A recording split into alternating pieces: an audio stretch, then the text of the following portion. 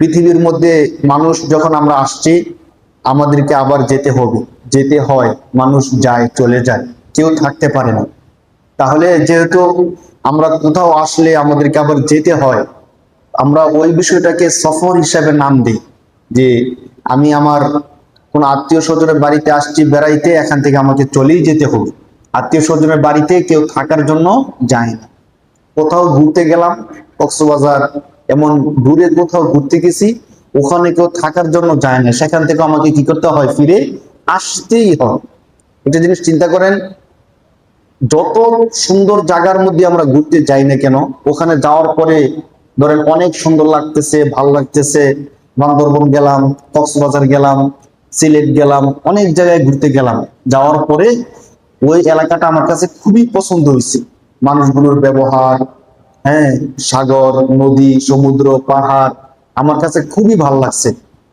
এই জন্য এমন কি হয় যে আমার কাছে খুব ভালো লাগার কারণে আমি সেখানে থেকে গেলাম জীবনের জন্য। কেউ থাকে থাকে না, যত ভালোই লাগুক, 2 দিন 3 দিন, 1 সপ্তাহ, 15 দিন, এরপরে আমরা আবার আমাদের বাড়িতে কি করি, ফিরে আসি, থাকি না কিন্তু কেউ। ধরেন কক্সবাজার যাই, অনেক টাকা খরচ করে যাই, খুব ভালো লাগে, সাগরের তীর, সাগরের ঢেউ, এই সব কিছু আমাদেরকে খুব অভিভূত করে। কিন্তু এমন কি হয়, যেহেতু খুব ভালো লাগছে, আমি আর আমার বাড়িতে যাব না, কক্সবাজারে থেকে যাব, এমন কি হয়? হয়নি। যত ভালোই লাগুক, যত সুন্দরই লাগুক, আমি কিন্তু দিন শেষে 2 দিন 3 দিন পরে আবার আমার বাড়িতেই ফিরে আসি। এই জন্য একে আমরা পিকনিক, সফর, ভ্রমণ, ট্রাভেলস বিভিন্ন নাম দিই, ঠিক না? তো সত্যিকার অর্থে আমরা সফরে ওই জায়গার মধ্যে যাই যে জায়গাটা সবচেয়ে সুন্দর, দর্শনীয় স্থান আছে দেখার মতো, হ্যাঁ, আনন্দ পাওয়ার মতো, উপভোগ করার মতো স্থান আছে, ওখানে আমরা যাই। কিন্তু যতই যাই, ওখানে গিয়েও কিন্তু আমাদের বাড়ির কথা মনে রাখি। বাড়িতে আমার বাবা মা আছে, আমার সন্তান আছে, বাড়িতে আমাকে ফিরতে হবে, কি করতে হবে না করতে হবে সবকিছু ওখানে গিয়েও মনে রাখি। চিন্তা করে দেখেন, আল্লাহ পাক রব্বুল আলামিন আমাদেরকে দুনিয়ার মধ্যে প্রেরণ করছেন, দুনিয়ার মধ্যে আসলাম, দুনিয়ার মধ্যে আসার পরে দুনিয়ার পরিবেশ, দুনিয়ার খাওয়া দাওয়া সবকিছু, পরিবার, আত্মীয় স্বজন দেখে দুনিয়া আমার কাছে ভালো লেগে গেছে।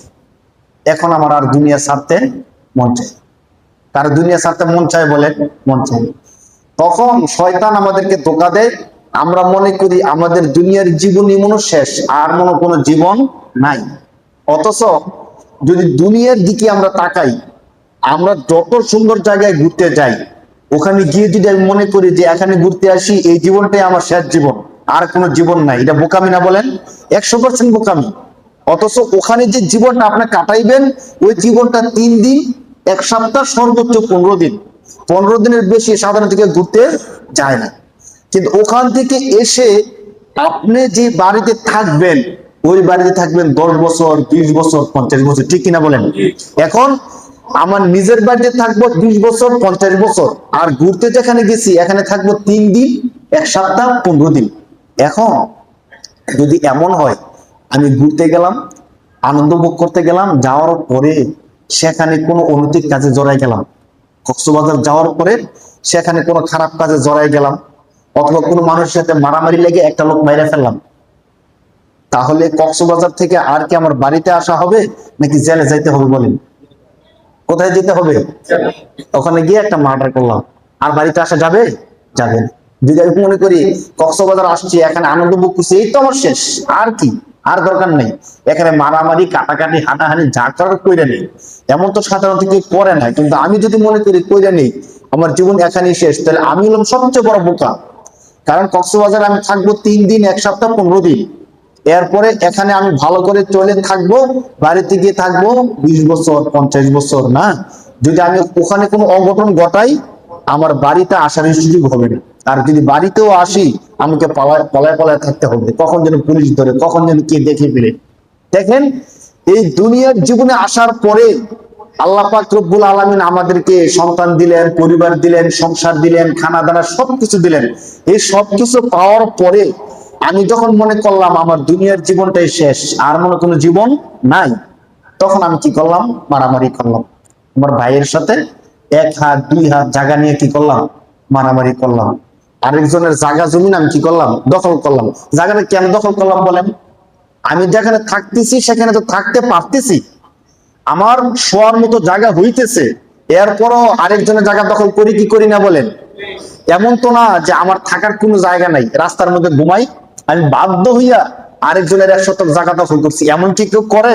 যাদের থাকার জায়গা নাই, রেল স্টেশনের মধ্যে থাকে, তাদেরকে জীবনও দেখবেন না যে জায়গা জমি নিয়ে মামলা করছে। জায়গা জমিনের মামলা অন্তত তাদের নামে নাই। তাদের নামে থাকলে তার আর কমলাপুর রেল স্টেশন থাকে কেন? না, দেখবেন কার নামে জায়গা জমিনের মামলা বেশি? যার এলাকার মধ্যে জায়গা জমি বেশি তার নামে জায়গা জমিনের কি মামলা বেশি। তাহলে ভাই আপনি তো থাকতে পারতেছেন এতটুকু জায়গার মধ্যে, কেন এই কাজটা করেন?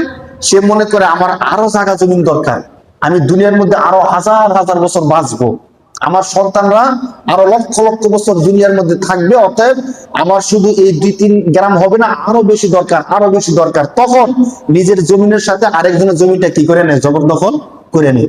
একটা জমি 2বার 3বার 4বার 5বারও বিক্রি করে। তো এই কাজগুলো যখন আমরা দুনিয়ার মধ্যে করি, তখন আমরা ভুলে যাই যে এই দুনিয়ার মধ্যে আমরা আসছি সামান্য সময়ের জন্য। দুনিয়ায় কেন আসছি বলেন?